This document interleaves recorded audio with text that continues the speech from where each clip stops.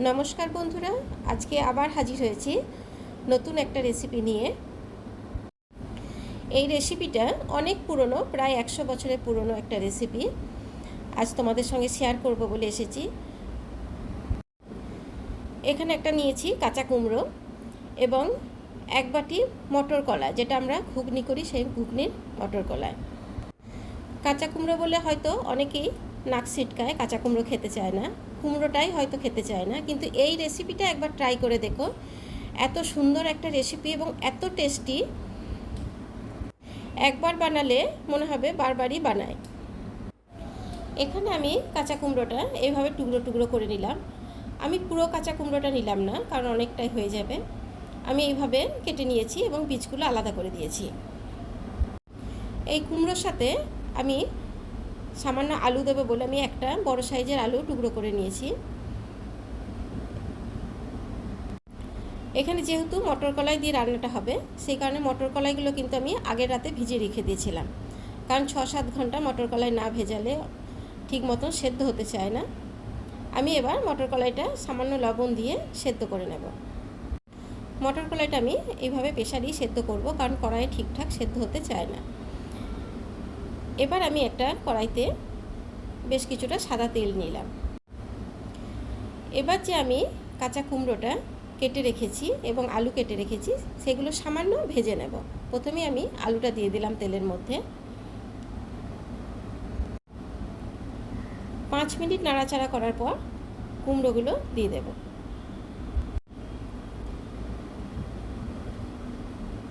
কুমড়োর টুকরোগুলো দিয়ে দেওয়ার পরেও আমি আরও 5-7 মিনিট নাড়াচাড়া করব তেলের মধ্যে,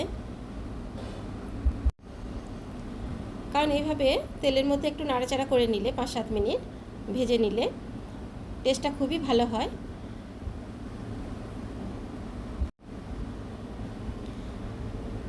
এখানে সামান্য নাড়াচাড়া করার পরে আমি তুলে নিচ্ছি।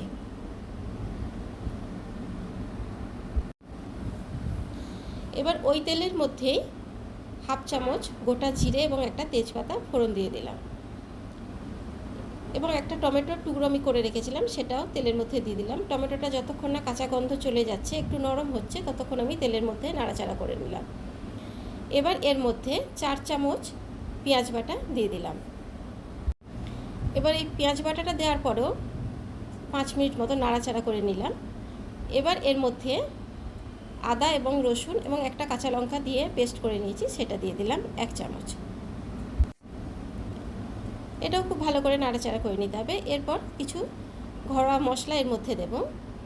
পরিমাণ মতো লবণ দিলাম, 1/2 চামচ হলুদ দিয়ে দিলাম, 1/2 চামচ জিরে গুঁড়ো, 1/2 চামচ ধনে গুঁড়ো এবং 1/2 চামচ কাশ্মীরি লাল লঙ্কার গুঁড়ো। কাশ্মীরি লাল লঙ্কার গুঁড়োটা ঝাল হবে না, এটা কালারটা খুব সুন্দর আসবে বলে দিলাম।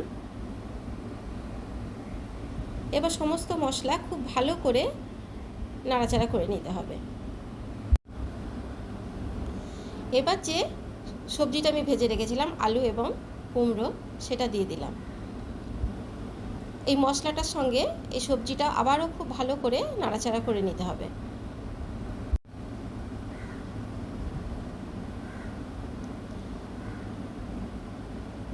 এবার যে মটরটা আমি সেদ্ধ করে রেখেছিলাম, খুব ভালোভাবে সেদ্ধ করে নিতে হবে, কারণ কুমড়ো খুবই নরম, এর সঙ্গে আর আলাদা করে সেদ্ধ হওয়ার কিছু নেই। এবার মটর কলাইটা আমি দিয়ে দিলাম এবং সমস্ত কিছু খুব ভালো করে নাড়াচাড়া করে নিচ্ছি 5-7 মিনিট ধরে। এই 5-7 মিনিট নাড়াচাড়া করার পরে কুমড়ো এবং আলুটা সেদ্ধ হওয়ার জন্য পরিমাণ মতন জল দিয়ে দিলাম।